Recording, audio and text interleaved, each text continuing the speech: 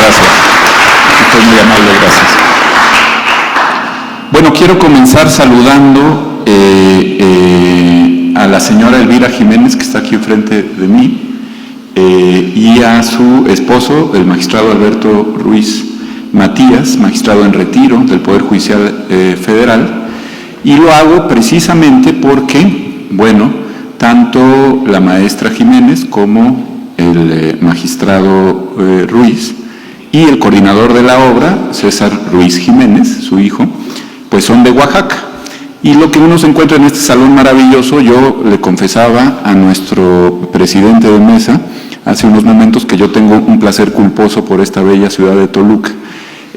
La amo entrañablemente. Y cuando entra uno a este recinto fabuloso, en donde he tenido la fortuna de estar en un par de ocasiones, pues uno se encuentra precisamente que un oaxaqueño ilustre, aquí atrás de mí, ha sido pintado entre los grandes legisladores de la humanidad, ¿no? Don Benito Juárez se asoma ahí, un poco forzadón la pintura, pero en fin, se asoma junto a Napoleón, Justiniano, Solón, etcétera, en este recinto también logrado del estado más importante de la República, aunque bueno, pues desde luego está Oaxaca, que ha dado no solo legisladores, sino hombres de Estado y hombres de cultura. Uno de ellos se formó aquí en Toluca, en el Instituto Científico y Literario, en la secundaria, nada más y nada menos que José Vasconcelos, y que ha dado, pues, desde luego, tantísima fuerza creadora a la nación mexicana. Así es que, bienvenidas, es un honor estar con usted, señora Jiménez y magistrado Ruiz. También quiero saludar a mis muy queridas amigas, la doctora Ita Lichani, una penalista de excepción que hizo mucho por el Estado de México y por las mujeres del Estado de México cuando fungió como fiscal especializada en contra la violencia a las mujeres en este bello e importantísimo estado, y a la doctora Fernanda Rivera, una queridísima amiga y que, como ha dicho nuestro diputado coordinador, es el factotum de esta reunión tan apreciable y donde da tantísimo gusto que estén todas y todos ustedes presentes. Y bueno, tengo que decir, ahora sí, que subrayando la importancia de que estén aquí, que estén mis alumnas, creo que también hay por ahí algún alumno despistado, pero mis alumnas de la Facultad de Derecho, de la materia de Historia del Derecho, precisamente en la Universidad Autónoma del Estado de México, ¿no? Corazón verde y oro, es un placer que estén ustedes aquí, se los agradezco infinitamente. Y por supuesto a las legisladoras, los legisladores que están aquí, a la consejera nacional de Acción Nacional, diputada Torres, y distinguido presidente, es un placer compartir mesa con ustedes y por supuesto con quien coordinó la obra y con las autoras. Ya han escuchado ustedes hablar de ello, de este tema tan espinoso. La verdad es que uno como hombre, no como ser humano, sino como ser humano de género masculino, debería, después de oír un testimonio como el de Joana Guadarrama, guardar prudente silencio. Pero bueno, supongo que de algo tiene uno que hablar, ya que vino hasta Toluca. Procuraré hacerlo con el mayor de los respetos a los derechos fundamentales de las mujeres y por supuesto entendiendo que esto es una experiencia, la del embarazo, la del parto, que no podemos ni siquiera dimensionar quienes nunca seremos, por obvias razones, madres.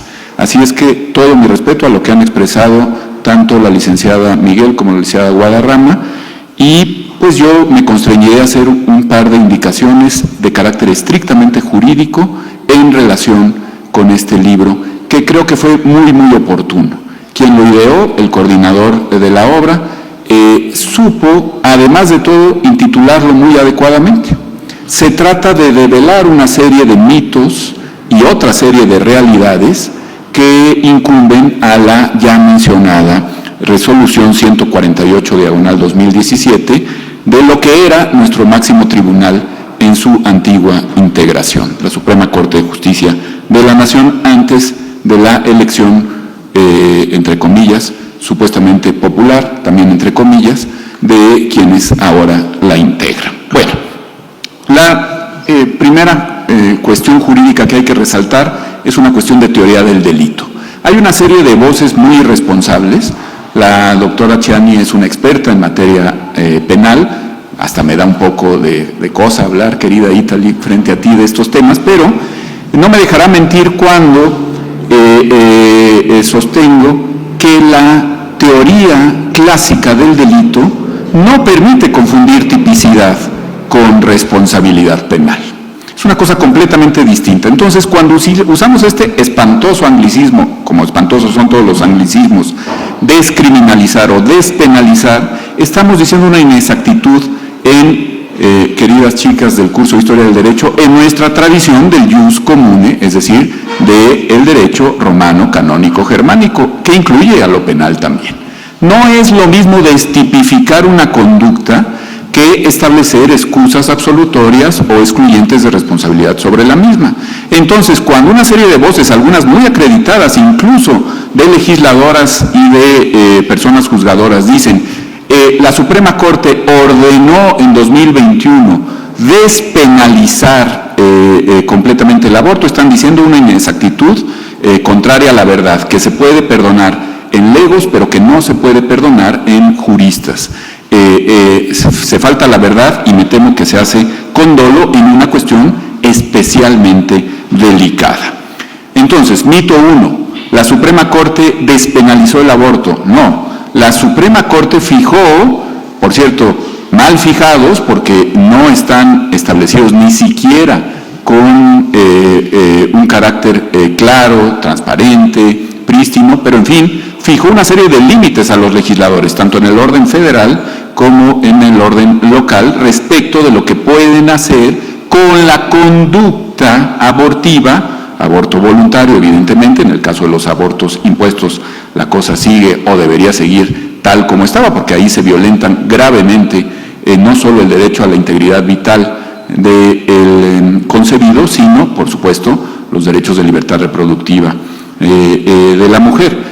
Pero en el caso del aborto voluntario se fijaron una serie de límites, insisto, de manera no clara ni concluyente, como no queriendo la cosa, muy cantinflesca, la verdad, si me lo permiten, desde el proyecto del ministro Luis María Aguilar hasta lo que resolvió la mayoría de la Corte, cantinfleando, cuando no estás convencido de lo que estás sosteniendo, pues empiezan esos vericuetos tan a la mexicana y acabas sin enterarte realmente qué es lo que quería el tribunal. Pero en fin, más allá de esta falta de claridad, lo cierto es que la materia se refiere exclusivamente a los límites que los legisladores tienen a la hora de tipificar la conducta abortiva y, en su caso, de establecer excluyentes de responsabilidad. Esto es lo que no se ha entendido. Cuando se dice descriminalizó el aborto o despenalizó el aborto, se está diciendo una inexactitud desde el punto de vista de la teoría del delito, que es derecho constitucional, no solo penal, sino derecho constitucional mexicano. Bueno, la realidad pues es que no despenalizó, ni mucho menos obligó a destipificar, como se pretende, a los legisladores. Esta ha sido una cuestión muy controversial en los pasados meses, incluso pues ya en los últimos 2 años. Tengo obligación, una legislatura de un estado tan importante como el Estado de México, tiene la obligación de destipificar la conducta abortiva voluntaria. La respuesta terminante es no. Primero, ni la Suprema Corte de Justicia de la Nación tenía, ni tiene ahora, capacidades para obligar a legislar a los congresos, y segundo, tampoco estableció obligación alguna al momento de la resolución de la 148/2017. Porque jurídicamente lo que procede es afirmar lo siguiente, de manera muy terminante. En mi participación en este libro, la verdad es que lo que hago, en tono un poco de mofa y hasta de parodia, de lo cual hoy me arrepiento, aunque quizá no me arrepienta tanto, es comparar la resolución de la Corte, lo que se dice sobre la resolución de la Corte, con lo que te arroja esa cumbre de la cultura occidental que se llama ChatGPT, ¿no? Esto que pretende, incluso algunos ministros de la Corte pretenden que resuelven todos los problemas jurídicos, por sutiles que sean, por espinosos que sean. Absurdo. El ChatGPT es obra de seres humanos y por lo tanto se equivoca como los seres humanos. Tú le pones, quedó despenalizada la conducta abortiva voluntaria, el aborto, en México, y te dice, sí, la 148/2017 estableció la obligación de destipificar, es decir, de despenalizar, es decir, de descriminalizar el aborto, por lo menos en un periodo que va de las primeras 12 semanas de concepción. O sea, el ChatGPT inventa. ¿Y por qué inventa el ChatGPT? Bueno, miren ustedes, hace mucho tiempo ni siquiera había ChatGPT, todavía no había inteligencia artificial generativa, y ya había un gran intelectual mexicano, para mí el mayor de los intelectuales mexicanos vivos aún, que se llama Gabriel Said. Y Gabriel Said nos advertía, claro, que nadie lo leyó con atención, que el problema de los algoritmos está en que no mencionan, como es obvio, opiniones, ni mucho menos posiciones críticas de pensamiento complejizante o científico. No, lo que hace un algoritmo, y la inteligencia artificial generativa es un conjunto de algoritmos, es enviarte tendencias. Lo que la mayoría de las páginas dicen, decía Said entonces, en un buscador, eso es lo que te presentan como verdad absoluta. Y ahora hace exactamente lo mismo la inteligencia artificial y quienes la siguen ciegamente. Hay que decirle a la inteligencia artificial y a la falta de inteligencia natural que por desgracia es tan frecuente entre nosotros. La Suprema Corte de Justicia no ha tocado el tema de dignidad humana ni de no discriminación en cualquier situación, incluyendo la situación intrauterina de persona alguna. No se ha metido en eso. Cuando al parecer objetiviza o cosifica al producto de la concepción, no te está explicando si se vale discriminar por estar dentro del seno de su madre a ese producto y por lo tanto si hay obligación o no de protegerlo. Tampoco fijó con claridad los límites que tiene el legislador, los límites temporales que tiene el legislador para algo que el propio ministro Luis María Aguilar planteó en su proyecto y que luego votaron la mayoría de las ministras y los ministros de aquel entonces, que es el momento en que este bien jurídico tutelado, hay un libro muy célebre de Antonio de Ibarrola que se llama Cosas y Sucesiones, ¿no? Todos hemos estudiado en Elfer, ¿no? Es un tochote de este tamaño. Lo que pasa es que como que cosas se oye feo, ¿no? Decirle a una criatura cosa, pues no, ¿no? Entonces le pones bien. No deja de ser un eufemismo. Bienes y cosas desde el derecho romano que están estudiando mis queridas alumnas en este momento, ¿no? En este semestre, es exactamente lo mismo. Cuando dices que hay un bien jurídico tutelado, lo que estás diciendo es que hay una no persona. Y el legislador, el máximo tribunal no fijó los límites temporales con claridad, dentro de los cuales, como ellos mismos aceptan, tiene que protegerse a esa cosa jurídicamente protegida, tutelada, que dicen que es el producto de la concepción. Tampoco se pronunció, ni se ha pronunciado, sobre algo que Norberto Bobbio, no yo, ni el miembro de la cofradía de la vela perpetua, ni el integrante del Partido Demócrata Cristiano del Ecuador, no, Norberto Bobbio, quizá el mayor de los pensadores socialdemócratas, agnóstico por más señas, del siglo XX. Pues este señor no creía en Dios. No hay por qué meter el pensamiento religioso en esto.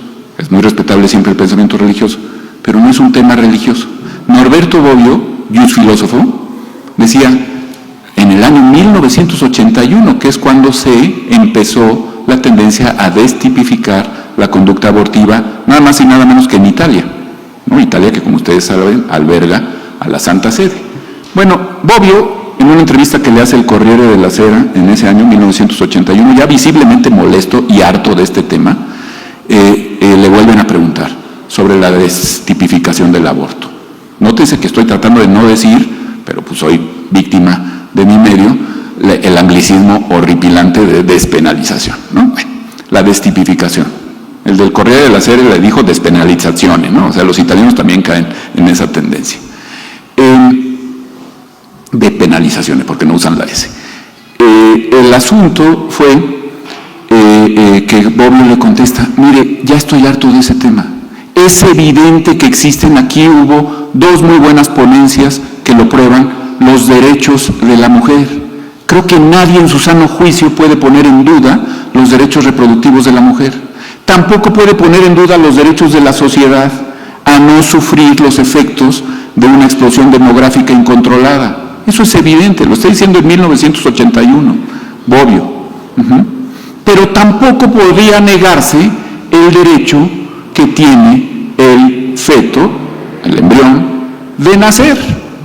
Y el problema a la hora de realizar una ponderación, Bobbio no era muy afecto a las ponderaciones, estas que ahora se sacan de la manga a los tribunales a la menor provocación, pero dice, al momento de ponderar derechos, resulta que los derechos de la mujer pueden garantizarse y deben garantizarse, creo que lo ha dejado muy claro Joana Guadarrama, de otra forma. Puedes hacer muchísimas cosas. Me recordó mucho lo que decía Joana, a lo que el doctor Kumate, el gran doctor Kumate, orgullo de la ciencia médica de este país, decía a finales del siglo XX. Así, hablamos del tema del aborto y de la eutanasia con una alegría y una felicidad, así como si fuera cualquier cosa. El gran tema es proteger a la madre y evitar la mortalidad infantil, que es de escándalo para una potencia económica del tamaño de México. Sí, tenía toda la razón, y creo que Joana Guadarrama también la tiene. Dice Bobbio, ahí están las maneras de evitarle daño a la mujer que decide ser madre. Evidentemente, la libertad reproductiva puede quedar tutelada de otra forma. También hay otras muchas formas de evitar que la sociedad sufra los perjuicios de la explosión demográfica inmoderada, muchísimas otras. De lo que no hay ninguna otra forma de lograr una tutela efectiva es del derecho a nacer. ¿Cómo se tutela el derecho a nacer de la criatura que está en el seno de su madre? Dejándola nacer, tan sencillo como eso. Todo lo demás suena, decía Bobbio, al Che Guevara. Ustedes saben que esta figura tan controversial en los últimos meses, no en el Valle de Toluca, sino en el Valle de México, el Che Guevara salía con la especie de que te voy a matar, pero te voy a matar con amor, ¿no? Que dan ganas de contestarle a mi comandante, no, pues mejor no me quiera tanto,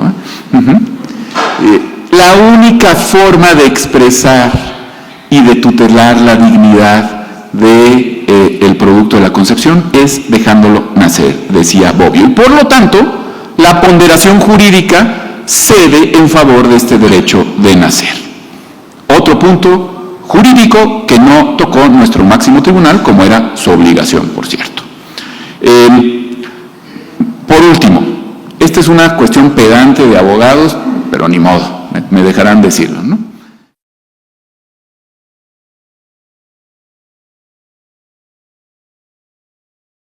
Potestativa. Hay una condición en todos los códigos civiles del país, todos, los locales y el federal, que dicen que se tendrá por nacido al producto de la concepción para todos los efectos legales, sujeto a la condición suspensiva de que nazca vivo y viable, ¿no? Todos conocemos esto, en fin. Hay una condición ahí suspensiva de sus derechos. De momento se le tiene por vivo para ciertos efectos legales, pero no para todos. Es evidente que pues, no podrá suscribir una escritura constitutiva de una sociedad civil, ¿verdad? Pero sí puede heredar, sí puede tener derecho a la personalidad y además, en cuanto nazca, tendrá derecho a una nacionalidad, a una filiación, etcétera, etcétera. Eso es lo que se llama condición suspensiva, porque es un acontecimiento futuro incierto, no sabemos si van a ser vivo o viable o no, pero que suspende la plenitud de los derechos. Bueno, y aquí hay otra cosa pedante de abogado, pero fundamental, que nuestro máximo tribunal y cualquier otro tribunal no se ha tomado la molestia de decidir, que son las condiciones puramente potestativas. Las condiciones puramente potestativas se tienen por no puestas en derecho. ¿Qué quiere decir esto? Cuando tú sujetas a la voluntad de cualquier persona el cumplimiento de una condición, esa condición es nula de pleno derecho. Y si la voluntad de alguien es impedir que el producto llegue a nacer vivo y viable, esa condición no puede tener efectos legales.